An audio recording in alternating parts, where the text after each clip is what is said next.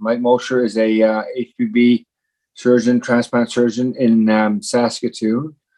He's been there for quite a while, and he has developed an interest in electroporation. But first of all, I would like to say, so he did his medical school and residency at the University of Alberta in Canada, and then he went on to do a fellowship in liver transplantation with really probably one of the best known transplant surgeons in Canada, Bill Wall at Western, and he survived it, which is says a lot for Mike.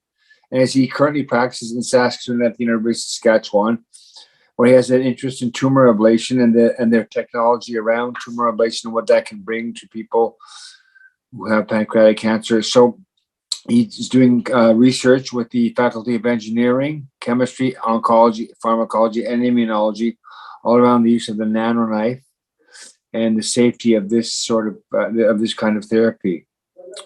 So ablation therapy, if you don't know about it, and Mike will talk a lot more about it when he starts talking, is really using radiation and other forms of technology, microwaves and such, to ablate therapy, and using it sort of like a scalpel, the way a surgeon uses a scalpel, but instead of a piece of metal, it's radio frequency that's setting off the tumor. Anyways, he's going to talk about his work here. I know I've sent a couple of patients to him out there in Saskatoon, because I don't think, Mike can correct me about this, I'm not sure that anybody else is doing it right now. But anyways, I'm really looking forward to your talk, Mike, and welcome. Thank you. All right. Well, thank you very much for the nice introduction, and thanks for inviting me to speak today. It's my pleasure to talk about, even though I'm a surgeon, I gotta say, this is one of my favorite topics. The prospect of blowing up things, burning things, destroying, especially pancreatic cancer, is something that really appeals to me, and I'm really fascinated by this, and hopefully this enthusiasm can be transferred to others today. I have no conflicts of interest to declare. These are the objectives as printed in your program, and I'm going to give an overview. And it's funny, I had a resident one time put in the evaluation, I like how your overview always looks like a bunch of Jeopardy categories. And so, well, I wasn't actually intending to do that, but anyway. So what I'm going to be talking about today in the next 45 minutes or so is a little bit about how IRE works, this irreversible electroporation, known commercially as the nanoknife, but I'll just say IRE because irreversible electroporation is a real mouthful. I'm going to be talking next about the results, both in the literature and our local results here in Saskatoon. You're talking about something that's really been exciting to me. I mean, the whole IRE has been very exciting to me over the last 5 years, but this in particular, I'm really pumped about this, what I'm going to be talking about, and it's just something new over the last 1 or 2 years. I'm going to be giving an exclusive, a secret hint here, just for those people who are at this conference. So stay tuned for that. And of course, talk a little bit about how to inquire about having IRE for your patient, if you think this is something that might be helpful to your patient. And then we'll wrap it up with take-home points at the end. And this is where the parallels to Jeopardy end, unfortunately. And so again, as a surgeon, there's something really appealing about ablation. And ablation is something that's been done in the liver for several decades now. And that's started, many moons ago with ethanol injection of HCC that worked surprisingly well. Cryoablation, freezing of tumors, heating, burning, cooking tumors with radiofrequency ablation and microwave ablation. And this works really well, very precise, to the point nowadays where it's pretty safe to say from a lot of studies that microwave ablation can give similar results, oncologically speaking, to doing a wedge resection, to surgical resection. So pretty good. That's though for small tumors under 3 centimeters. And that's one of the recurring themes with any of these ablation modalities. Smaller is better, of course. And heat and all these other technologies, they're great for treating tumors in the liver. The liver can usually take it. The risk of complications is fairly low, but the thought of applying heat ablation to this part of the body, to our old nemesis here, the pancreas, and all these nearby structures, the duodenum, the mesenteric vessels, the bile duct, the pancreatic duct, it's terrifying. And there have been some limited studies done in Europe, I think dating back a decade ago. They tried it. The expected results came out of those studies where there was a high rate of fistulas, a high rate of perforations and complications from using heat. And so that's where I think IRE comes in as an ablation modality that we can actually use to help our patients with pancreatic cancer. And I can still remember the very first time I heard of electroporation. We were sitting in a really dark room.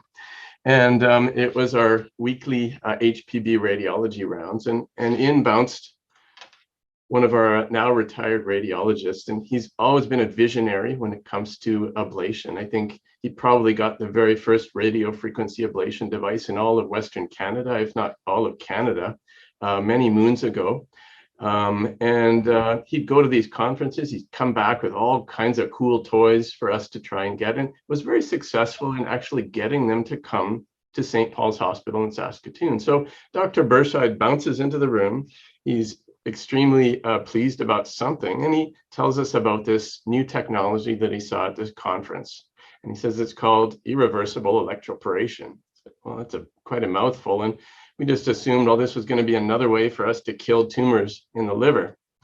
And he said, no, actually, this is something totally new. He said, what's new about it is there's no heat involved, there's no freezing involved, there's no radiation involved. And the thing that really caught our attention was, he said, this is safe for use in the pancreas. There's very little in the way of collateral injury when you're using this IRE. And well, that really definitely got our attention. And we knew at that moment, this was the next tool, of course, that we would have to get here at St. Paul's in Saskatoon. So what is it that's so unique about this IRE? Why is it so different from the previous ablation modalities? How does it work? And maybe a good place to start out is, well, what IRE is not. Even though the commercial name says it's nanoknife, we're not actually cutting out the tumor. It's not the gamma knife machine. We've gotten a lot of referrals for gamma knife, and we say, no, nanoknife, different from gamma knife. Gamma knife involves radiation. IRE doesn't. It's not burning. It's not heat. It sounds like it should heat up the tumor, but as you'll see, it doesn't. And finally, as much as I love lasers, and as much as some of my patients would really love to be treated by a laser, it's got nothing to do with lasers either. So this is my attempt to explain what IRE is, and this is the device that's used. And the idea is that it's a very high electrical current.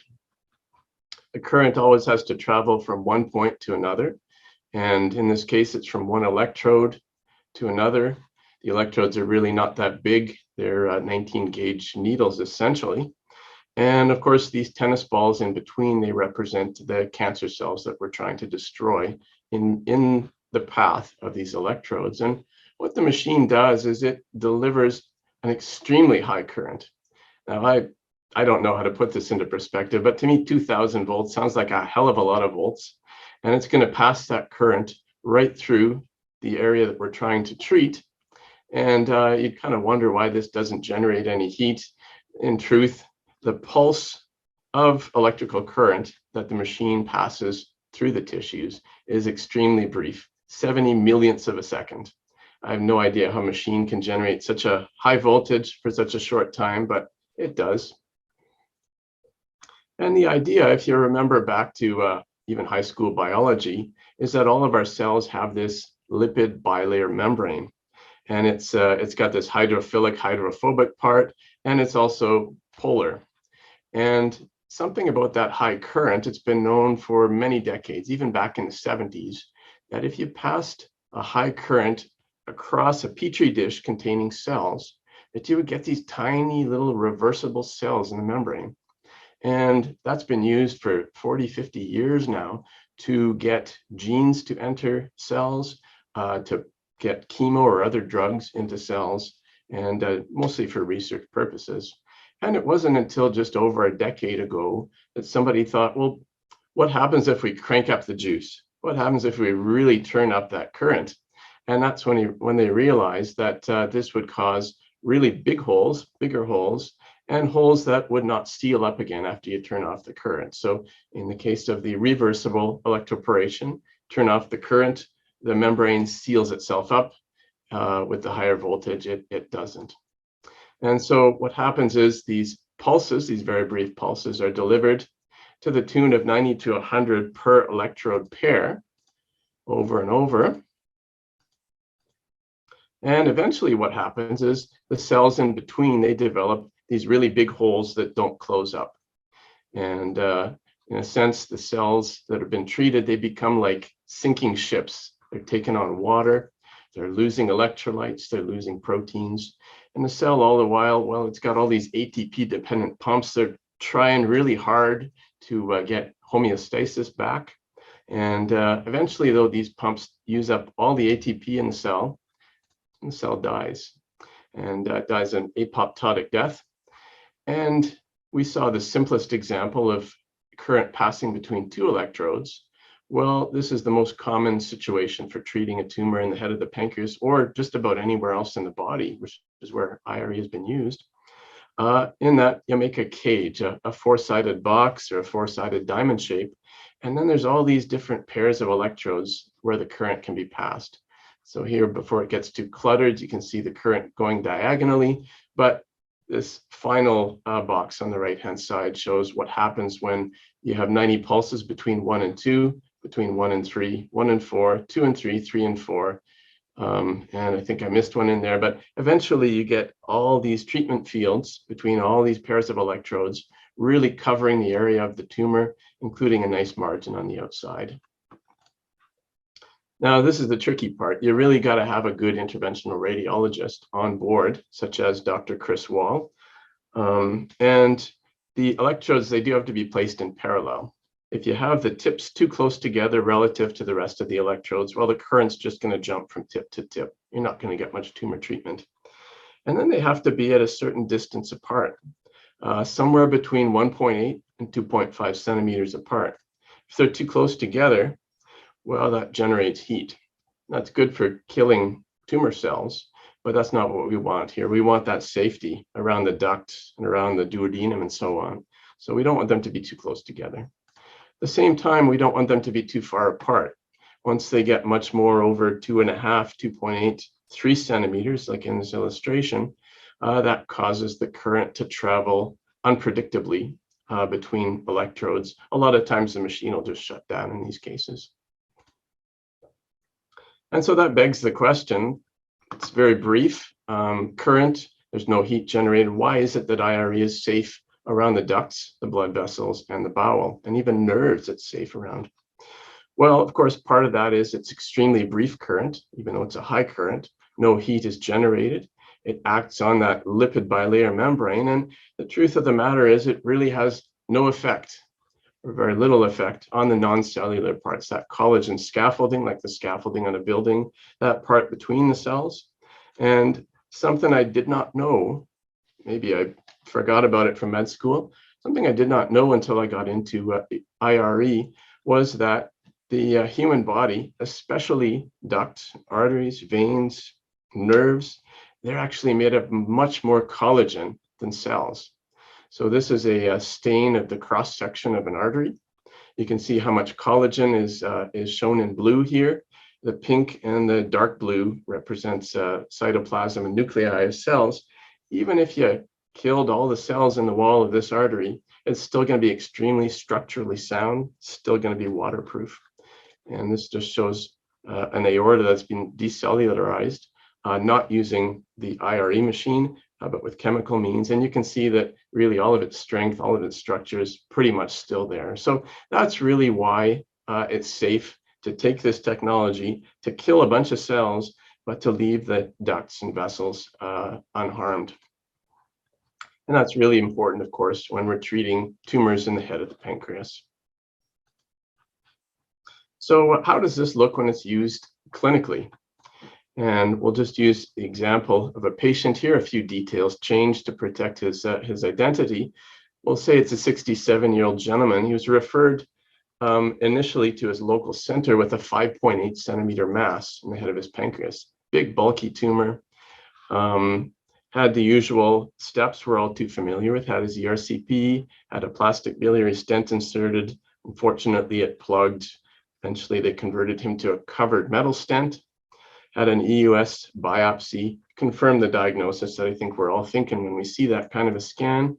And at their multidisciplinary rounds was considered borderline resectable, and rightfully so with that size. Underwent FOLFIRINOX and seemed to tolerate that pretty well. And the result was amazing. The FOLFIRINOX succeeded in getting the tumor down to 2.8 centimeters in maximal diameter. He was booked for a resection.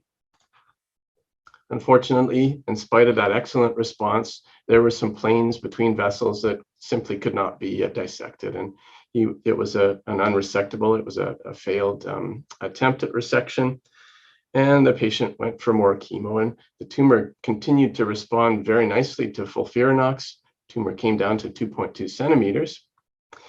And the patient, okay, and this illustrates how few people know about IRE. The patient himself went and did research online and finds out about IRE, both here and in Toronto, and gets a referral to see us about possibility of IRE treatment.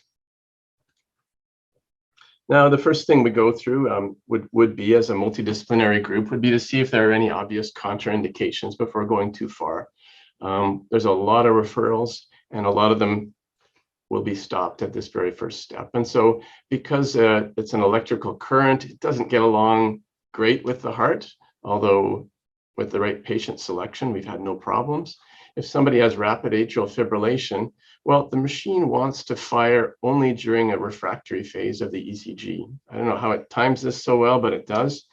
And if their rate is too quick, it'll never find a time that it's safe to fire. So it's just not going to work. Other patients may have arrhythmias that we could worsen by passing electrical current. Again, we've come across one patient where that was the case. The majority of them with synchronization will be just fine. Patients with a metal implant within 10 centimeters of the treatment zone, especially if it's a metal implant like a duodenal stent that can't be removed, that's a contraindication to proceeding. And same thing, a high electrical current doesn't get along with metal. What it'll do is the current will arc to the metal. It'll steal the current from the area we're trying to treat.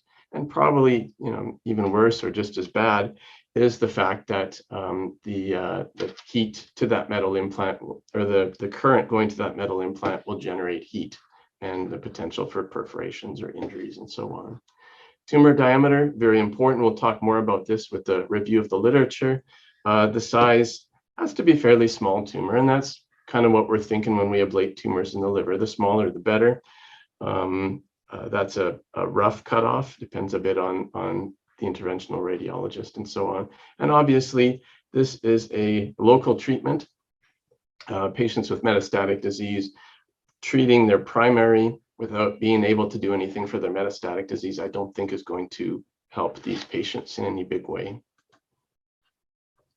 So this particular gentleman had no contraindications to proceeding and undergoes the full assessment, reviewed in multidisciplinary tumor rounds, meets the size criteria according to interventional, has great access for a percutaneous approach. There's nothing in the way.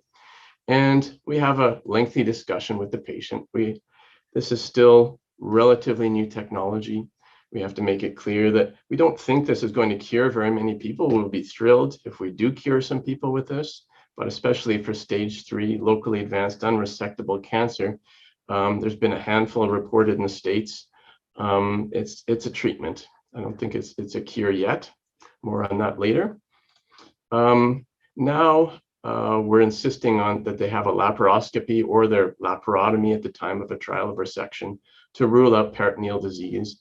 This isn't something that we always did, but I think we learned some lessons here, and I think we have to insist upon this. This gentleman's covered metal stent was fairly easily changed out to a plastic stent, and an anesthesia consult's needed because all these patients having IRE with that current that's passed through their system, they need profound neuromuscular blockade, like big time. And so anesthesia is an important part of that assessment too. And on the day of the procedure, of course, it must be Saskatchewan. There's a Riders logo on the CT scanner. The percutaneous procedures are done in the CT suite under general anesthetic. This is Dr. Chris Wall, who's our pretty much a brilliant interventional radiologist when you think of all the variables he has to think about with these procedures. And he likes to use both ultrasound and CT scanning to guide those electrodes in. So he'll start out by placing the electrodes with ultrasound, and I can't see a darn thing on an ultrasound, so he helped me outline this on the screen. That's roughly where the tumor is. That's roughly where the electrodes are. And that's what one of the electrodes look like. Again, it's nothing too special about it. It's essentially a needle that conducts electricity. You can actually change the amount of that the tip is exposed for the transmission of that current. And once he's placed the typically 4 electrodes, made a box around the tumor, made sure he didn't injure anything in the process, he'll check the position of CT scanning. And he'll do this once, sometimes twice, to get everything just right with the positioning. I think that's really important. So he'll scrub out, and they can do these fantastic reformats on CT. This is something that wouldn't be available in Canada in the operating room, but here in the CT suite, they're able to change the plane. So we're just looking at the tips of the electrodes to make sure that it's gone deep enough. I think he says that's one of the obstacles, is one of the challenges. With ultrasound, it's really hard to know if you've really gone deep enough. You can check from the side a little bit. He's always surprised at how much adjustment still needs to be made based on the CT scan. So he'll adjust the needles once, maybe twice sometimes, get everything just right. And then after that, the machine is programmed to do its thing, to start to deliver those currents between all those different pairs of electrodes. And there's a test run of 10 pulses. And the goal here, because the tissue is so heterogeneous, depending on what we're close to with the needles and the pairs, the goal is to make sure that the current that's transmitted is sufficient, but not excessive. The current can't exceed 45 amps between any pairs of the electrodes. If it's way below 40, well, we're going to turn up the voltage in that pair of electrodes to try and maximize the amount of treatment that's possible. We can actually crank it up to 3,000 volts per centimeter, never mind 2,000. And once we're happy with the test pulses and the new settings, the machine goes ahead and does the 90 pulses between each pair of electrodes. And so for 4 electrodes, we're sitting there for a while. It's going to deliver 540 pulses. For 5 electrodes, it's close to 1,000 pulses.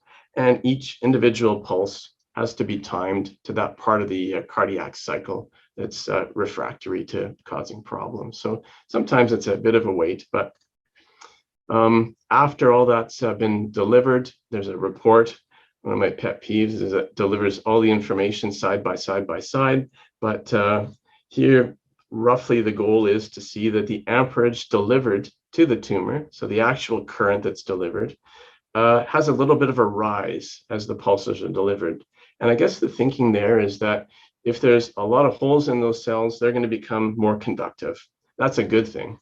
It's going to tell us after 10 or 15 of a rise, and we can see we've outlined them kind of crudely here. That's desirable. That's said to be a good treatment. For those pairs where it hasn't risen like that, we'll run them through another cycle of 90 pulses. In the end, now that Chris has gotten really slick at placing those electrodes, it's about a 3.5 to 4 hour procedure under general anesthetic in the CT suite. And there's a little dressing that's applied once he pulls out the electrodes. Patients are observed overnight, although I hear in the States, some of these are done as day surgeries or day procedures where they get to go home the same day. And in most cases, our patients are able to go home the next day, which is really kind of amazing that we can do something to a pancreatic tumor and have people out of the hospital so quickly. At our center, in collaboration with our medical oncologists, they've been great at getting chemotherapy started after IRE within a couple of weeks. And this is something we don't have any proof on. There's not a lot of data in the literature to support this, but we think it makes sense. So if you look at the funny little diagram there with the two white dots, that represents where the electrodes are placed, just one pair of electrodes.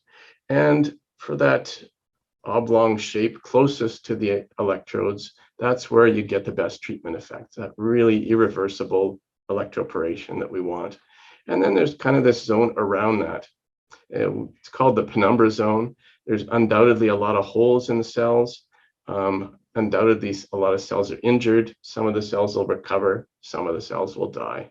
And I think because, of course, IRE, well, reversible electroporation was used in the 70s as a way to deliver chemo into cells. It's been shown that IRE also effectively delivers chemo into these cells with holes in them. So our hope will be that if we can get chemo started shortly after the procedure, that we can help increase the size of the treatment zone. Now, the scans used to follow up these patients afterwards are very challenging. And I think it's safe to say that pancreatic cancer has a lot of challenges. This is just another one. With ablation therapy, there's always going to be this blob left over, probably because there's all that stromal tissue there, all those dead fibroblasts, all that collagen that's there. And so it's really hard to tell what's going on with a CT scan alone. This shows the appearance of the tumor outlined in blue there before IRE, and this shows the appearance 10 weeks after IRE. And we almost have to intercept the non-ablationist radiologists from reporting these because they'll say, clearly this tumor's progressed. And yet we've learned, and the group in Kentucky that we visited, pretty much the idea is you don't want to scan too soon, because we know that by punching all those holes in the cells, they take on water. There's a lot of edema. It's going to look like it's growing, probably isn't, because in this particular patient, well, this was their PET scan before IRE. You can see very bright avid uptake there. And this is their PET scan 6 months after IRE. In spite of that CT appearance, it's just gratifying to see that there's this hypometabolic area. I think the CT will always show that blob, even when the tumor hasn't come back. But that's one of the challenges. And we really believe this is our gold standard test here, that PET scan at 6 months. Usually by that point, they've been off of chemo for a month to 2 months or more. And so we don't have that confounder either. And so the follow-up imaging, really, it's pretty clear that that CT scan done at 3 months, that's mostly to look for liver metastases. It's not to look at the local treatment effect. 6 months, the PET scan at that point, that's to check on how we're doing with the local treatment. And then we kind of alternate CT and PET every 3 months. In the second year, I think we'd kind of drop down the interval for testing. And so there's been a few large series in the literature that we'll go over here, talking about the results of using IRE for pancreatic cancer. And in truth, I'm talking almost as if IRE is only used for pancreatic cancer treatment. It's not. It's been used pretty much everywhere in the body, from the brain to the prostate to the kidney, even breast and certain sarcomas. But for pancreatic cancer literature, one of the first big series ever reported is still the largest series of cases of pancreatic IRE. And this was from the group in Louisville, Kentucky, Dr. Martin and company. And we went down to visit Dr. Martin and his team before we got our program started. They reported in this paper in the Annals on 200 cases. 150 of them were open IRE in situ cases. 50 looked at margin accentuation. To me, that's so abstract. I'm not going to talk about that anymore. But all 150 patients had some form of neoadjuvant chemo. About half of them had radiation. The median tumor size in these stage 3 pancreatic cancer patients was 2.9 centimeters. They were all done at laparotomy. He continues to believe that that's the best way to do it, is at laparotomy, probably because they tend to combine it with other procedures, cholecystectomy, biliary bypass, duodenal bypass, that sort of thing. They reported a very respectable median overall survival of 18 months from the time of IRE, 23 months from the time of diagnosis. And they did report very freely about their complications. I think they were very generous in assigning complications. A lot of them clearly had very little to do with IRE, but be that as it may, maybe that's the way to be when you're reporting on a new technology. 21% of them had severe complications as per the Clavien-Dandol classification. And the 90-day mortality was very low, not zero. There was still 2% of patients who didn't survive that first 90 days. A couple of years later, the group in Miami reported on their series, and they reported on percutaneous CT-guided IRE in 50 patients, again with locally advanced pancreatic cancer. Median size similar, 3.2 centimeters in diameter. And here they reported no 30-day mortality. They reported, again, pretty liberally on complications. I don't know what a grade 3 or 4 abdominal pain is, but they reported everything: urinary discomfort, constipation. I'm not sure that's relevant, but anyway, again, found about 20% had severe complications, something where you need to intervene to help the patient. Their survival curves were reminiscent of the first group's. Median overall survival was 27 months from the time of diagnosis and 14 months from the time of IRE. They stratified a little bit in terms of tumor size, looking at our common classifier for liver tumors. What's the difference in survival between a under 3 centimeter tumor and those greater than 3 centimeters? And you can see that there's quite a significant difference. For those less than 3 centimeters, 16 months versus 10 months for those larger than 3 centimeters. Makes perfect sense.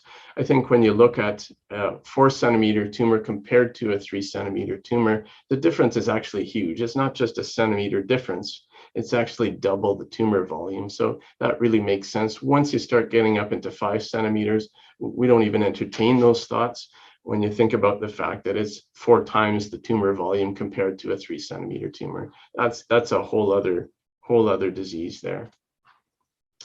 A group in London in the UK in 2018 published on another series on percutaneous, again, CT-guided IRE in 75 patients, again, locally advanced pancreatic cancer.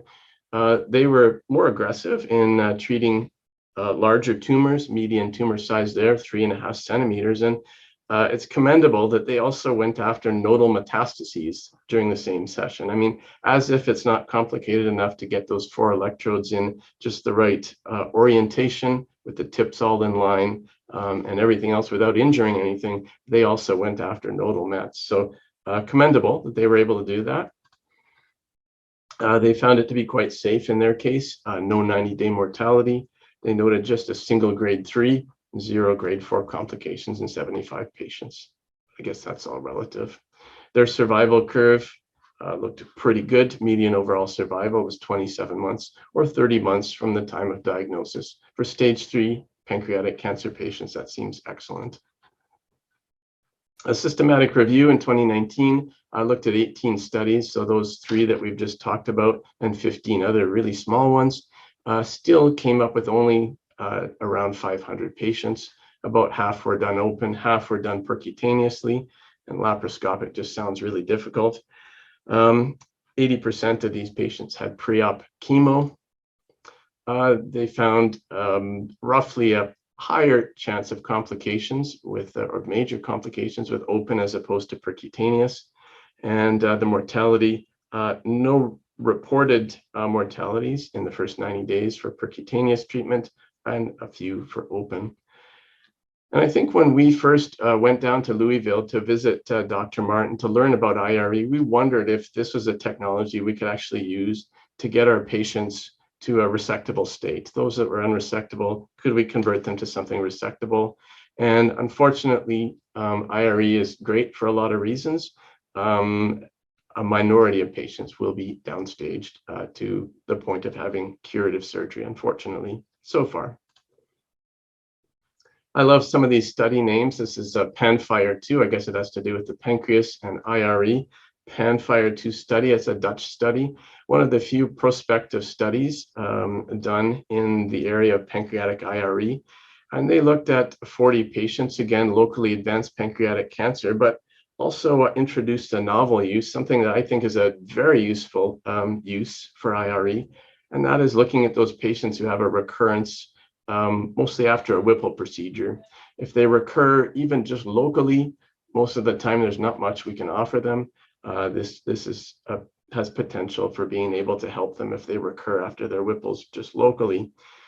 This study, they admitted they were quite aggressive. They were considering patients with tumors up to 5 centimeters in diameter. Their median tumor diameter was 4 centimeters, pretty big. And they documented pretty respectable numbers in spite of that. Median overall survival of 17 months for locally advanced, and an additional 16 months of survival for those that recurred locally after typically their Whipple procedure. They pointed out they didn't do any laparoscopy. A number of their patients didn't have any chemo, and of course they were dealing with some really rather large tumors. Our results, well, as of June, we compiled our stats on the 21 pancreatic IRE cases that we had done. And we didn't just restrict ourselves to stage 3. And I must thank our health authority for allowing us to think outside the box a little bit. So we treated some patients who had stage 2 disease, more on that. We treated one patient with oligometastatic stage 4 disease. I don't think we'll try that again anytime soon, although there is some literature to suggest that oligometastatic disease is different than patients with many liver metastases, for example. We've treated a couple patients with local recurrences after Whipple procedure, and one patient had a second IRE procedure. And actually, technically, according to Chris Wall, our IR guy, wasn't any different than doing it the first time. Our complications, well, we noted 6 of our 21 treatments had complications. 2 of these were classified as severe. One patient had recurrent bleeding from gastric varices, required treatment endoscopically and angiographically. One had stent migration and erosion into the GDA, treated angiographically, and the stent was replaced later on. The patient with the recurring bleeding, they had complete portal vein obstruction, and that was known before the IRE. And then there was a handful of other complications, notable pancreatitis. So far, knock on wood, we've only seen 1 case of pancreatitis, and we thought it was going to be worse than that. That first case we did when we looked at the pancreas with those 4 needles sticking in it, we thought, the pancreas doesn't look happy with us right now. But, in spite of that, the incidence of pancreatitis seems to be pretty low. And I think one of the criticisms when we presented our data locally and at other centers across Canada was there's no comparison. And so in an attempt to compare our data to available results for similar patients, we had a really bright graduate student who could actually write a program to be able to select some very close matches in the SEER database. So that's an American database. In this, at the time he ran his program, there was over 120,000 pancreatic cancer cases and their data to choose from, for the program to choose from randomly, and so was able to get some really good 2-to-1 matches. And this was the results just for our stage 3 patients. Our patients are outlined in blue here, and the orange is the control, the matches from the SEER database.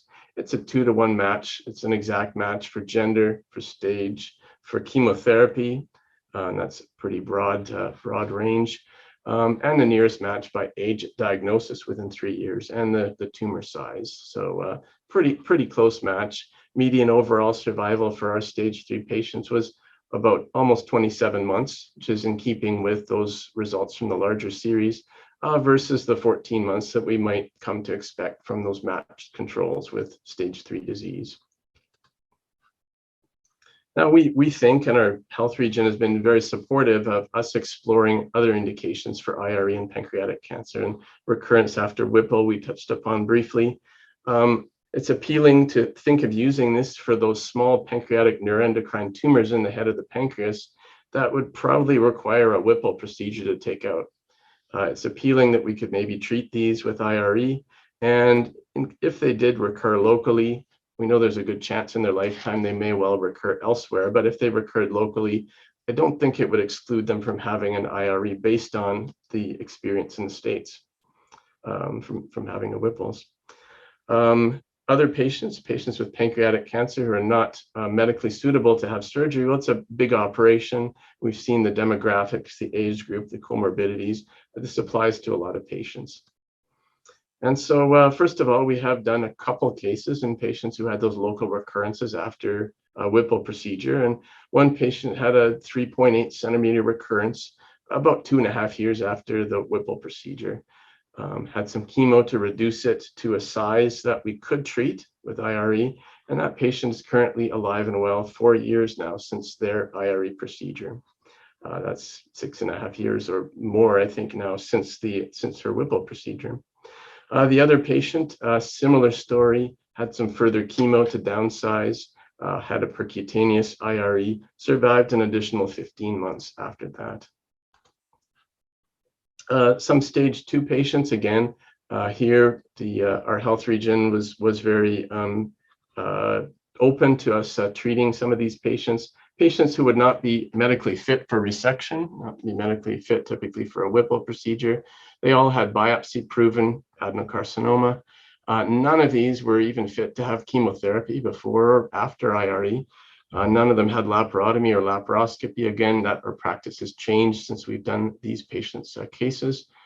So, as you'll see, some of them no doubt had peritoneal disease. And of these 6 patients, well, one of them has done really well. Has no signs of recurrence after 38 months. Pretty good for not having any chemo. 3 of them have survived for 8 months, 15 months, and 22 months respectively after their IRE. And 2 of them had multiple liver mets that were evident at 3 months. And I think that's our reason now for pushing for that laparoscopy.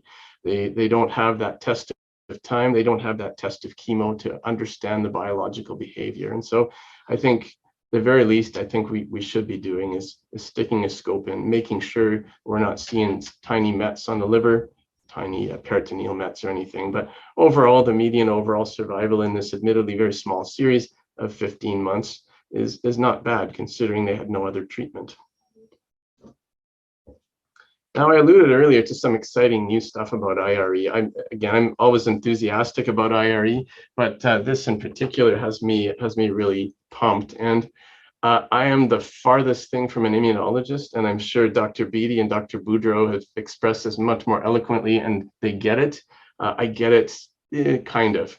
So maybe to put this into perspective, when I presented a grand rounds one time on IRE to try and get interest to get this device in Saskatchewan, I was approached after the case by one of our local immuno-oncologists. He has apparently a worldwide reputation, close to 500 publications, and he looked very excited about something, and I didn't get it at first. And he told me, do you know what this means? You know, do you know this has me very excited what you talked about today? And I thought, geez, I'm excited too, but it's because we're killing pancreatic cancers without injuring things. I thought that was great. And he said, okay, listen very carefully here, Mike. I know you're a surgeon. I'm going to talk slowly.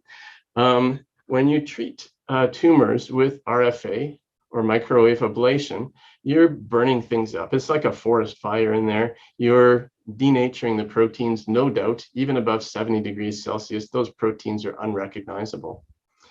And according to what you've told me earlier today, when you do IRE, there's no heat. The cells are killed because they run out of ATP. He says, this is fantastic. What I'm thinking is there's a good chance that the cell surface proteins on these cancer cells, they're still intact. And yet the cell is defenseless. It can't defend itself. And yet the immune system can hone in on these cell surface proteins. And he said, do you know what you have here? And I thought I'd probably looked at him with a really blank stare. You have essentially a killed cell vaccine. Said, whoa, okay. And in retrospect, it all made sense. At the time, didn't make much sense to me. And he said, yeah, pancreatic cancer has a lot of obstacles to being successfully treated compared to a lot of other malignancies. One of them is purely mechanical, probably a big part of it's mechanical, and it's unique, of course, in that pancreatic cancer is actually mostly made up of fibroblasts and this stroma, and actually the pancreatic adenocarcinoma part of a pancreatic cancer is probably about 20% of the whole tumor. So that's different. But this stroma acts as a physical barrier to treatments. Okay, fair enough. And this is the kind of thing I can understand, some cartoons with cells on them. And he said, you know what, there's also factors within pancreatic cancer and other cancers that he's very well versed in, where a cancer cell can express a cell surface protein, and that can actually interfere with an immune cell. Look at that sad cell. It wants to be a CD8, it wants to be a killer cell. It can't. This cancer cell is telling it not to. Thankfully, there are some monoclonal antibodies, though, that can block this interaction and allow that T cell to do its job to help the body fight these cancer cells. And so with that in mind, Jim and other labs around the world started to look at their classic immuno-oncology model to look for immune effects of tumor treatments. And basically, it's typically a mouse or rat model. Two tumors are implanted, and in his case, in the flank, because they're easily accessible. You treat one side one way or another, and you see what happens to the tumor on the other side. And in this case, we treated the right-sided tumors with IRE and saw what happened to the left side. And he wasn't quite correct. So IRE by itself didn't generate much of an immune response, but this is something that actually just got published last week. He published this paper, and this was about the only figure in the whole paper I could understand. So I'll put it up for everybody. What happened on the right-hand side, of course, that's the side that was treated with IRE. Well, the tumor shrunk, no question. What happened on the left side was a lot more interesting because, of course, there was no IRE treatment on that side. The control arm is not shown here, but there was a little bit of an effect with IRE, not statistically significant, and that's outlined in blue here. And then he used a combination of these immune adjuvant drugs, these TLR3, TLR9 agonists, and a PD-1 blockade, a lot like the nivolumab that we saw in the cartoon slide earlier. And by themselves, likewise, not much of an effect, as shown in the green line here. But when you combine the two, that's when things got really interesting. And to see that the left-sided tumor pretty much disappeared in these experimental animals after IRE treatment to the opposite side. Nothing was actually done to the tumor on the left side, plus these immune adjuvants. I thought that was incredibly exciting. And this might be a way that if you treat the primary tumor, we might be also treating metastatic disease. Or the flip side is even more exciting, that one could treat a metastasis and maybe treat the primary tumor. Of course, it's still animal models, and we know humans don't always behave. Other groups, though, came up with similar results. And again, IRE used with immune adjuvants to reverse the resistance to immune checkpoint blockade. They found the combination, but neither alone, promoted tumor infiltration by CD8 positive cytotoxic T cells. They showed activation of dendritic cells and alleviation of those immunosuppressive effects from that stroma, that almost mechanical obstruction to treating pancreatic cancer. And in the animal model, at least, this significantly prolonged survival. The Louisville, Kentucky group, Dr. Martin and his team, they've been busy in the lab too, and they did a lot of similar studies to the other two groups, but they've also done some clinical work. So again, using nivolumab, the PD-L1 inhibitor in patients undergoing IRE. It was a phase 1b trial, so it was all about tolerance and adverse effects. They found it to be very well tolerated, and so they've already launched into a phase 2 trial. And so definitely the part of IRE where we can treat things locally is very exciting to me. But I think this, where we can actually effectuate some kind of systemic treatment, is very exciting, maybe even a bit more exciting, because when I presented my grand rounds, there was a neurosurgeon who stood up, and we know how smart they are. And he said, this is never going to work for pancreatic cancer, because everybody knows that pancreatic cancer is a systemic disease. Sadly, that's probably true. I don't know where I got that from, but it's probably true. And it's encouraging to see that maybe IRE in the future will have more of a role as both a local and a systemic treatment. I think actually we were competing for the same funding. He wanted the gamma knife, we wanted the nano knife. Anyway, I alluded earlier to an exclusive or secret hint here, and here it is. It's how did a place our size, we're not the biggest center in the country, how in the world did we get this technology in such a way that it's only Saskatoon and Toronto that have it so far? And we have to give thanks to our health authority. Again, they've been very, very open about allowing us to do these cases, but it was actually the St. Paul's Hospital Foundation that provided the funding that allowed us to do a trial of 6 cases in 2015. And the trial went very well, and we were all ready to go with a formal program. The hard part came, and again, I don't want to knock my health authority. I wouldn't want to do that. They're my boss. Again, they've been great to us, but we had to, at that point, make a case to have a formal IRE program and come up with a business model. And in Canada, that's something we're just not used to. And making a case for pancreatic cancer treatment in general, never mind just IRE, it's a tough sell, let's face it. People want to hear about technologies that cure things. We couldn't really say that here. We could say we were improving median overall survival, or we hope to do that. That doesn't mean that much in a business model. We're improving their quality of life by doing things percutaneously. Hard to measure that, hard to put a dollar figure on that. Cost savings, well, they were very quick to point out this is going to cost the system money. How in the world is this going to be a good thing? And so for 2 years, our IRE program was shelved, and we didn't do any further cases for a couple of years until a couple of our urologists took an interest in IRE. And of course, I pointed out earlier, IRE has been used just about everywhere in the human body, including the kidney. And urologists, they become quite skilled at doing laparoscopic partial nephrectomies to remove renal cell carcinoma, which admittedly has a very different prognosis than pancreatic cancer. But the idea, of course, is to save renal function. And for some patients, they might have a centrally located renal cell carcinoma.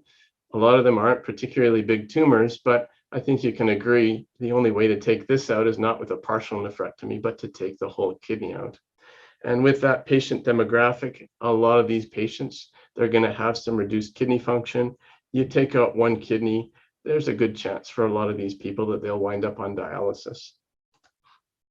And I love these pictures. IRE, or renal cell carcinoma, is very well seen on imaging. It's a very vascular tumor. This is an MRI, and you can see on the right kidney here, very bright, very distinct, but unfortunately centrally located tumor. And this was treated percutaneously with IRE, and at 6 months, you don't need to be a radiologist to see that that tumor's gone. And this patient, they're very quickly approaching 5 years now without any signs of recurrence. So it's obviously works well for this patient and others.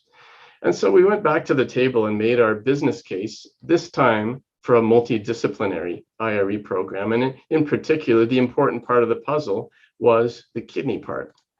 It's well known from a document from the Kidney Foundation of Canada, and that's 10 years ago. So this $1 million number is probably a low estimate, but they documented that in the Canadian system, 4 patients on dialysis for 4 years amounts to $1 million cost to the Canadian healthcare system.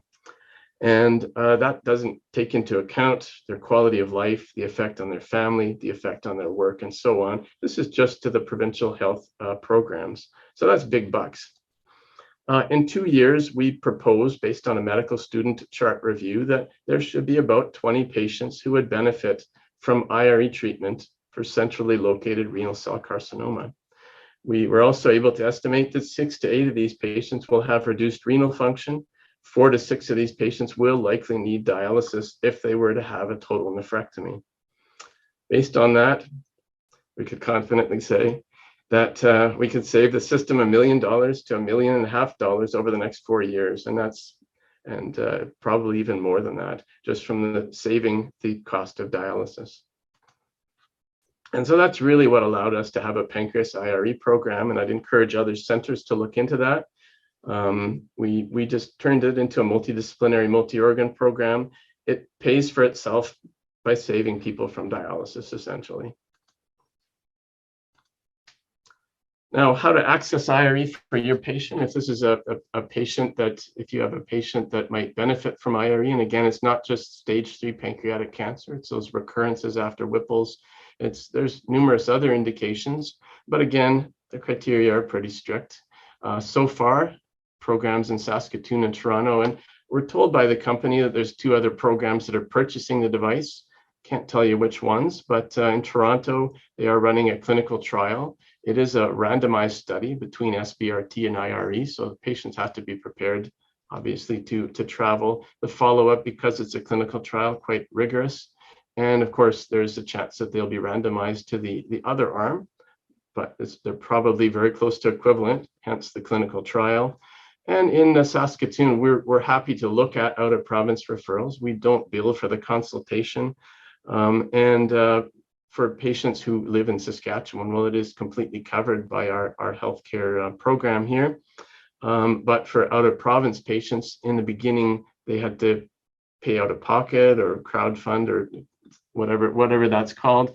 But thankfully, because of families that have advocated for their loved ones, there have been three provinces that have come to the table and actually reimbursed patients for their IRE treatment in Saskatchewan. So overall, if anybody has any questions, feel free to email me. I'm not afraid to put my email up on the screen because, let's face it, patients have free access to our academic emails all the time. It's amazing how many emails we get that are unsolicited. We generally do need referrals from a physician, though, before we really do assess patients. And so just a few take-home points here. IRE, we think, is a relatively safe ablation technology. Done right, I think that requires an interventional radiologist. The criteria, though, are strict. I think we've evaluated, I think it was over 125 patients, and you can see we've so far done 26 cases. So the criteria are pretty strict.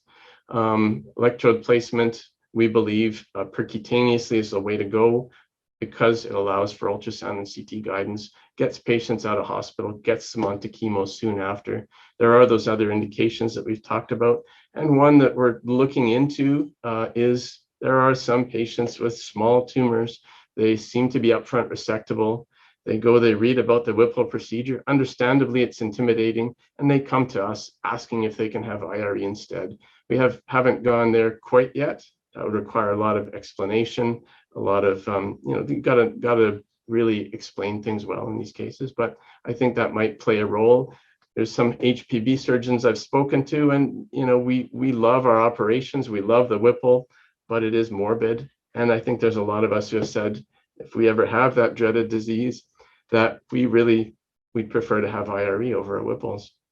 To get approval for your own pancreas program, really strongly consider making it multi-organ. Make the business case that kidney IRE is very much cost savings. And I think the thing that I'm most recently excited about, not just blowing up tumors locally, but it's the prospect that with immune adjuvants, we might be able to treat distant disease as well.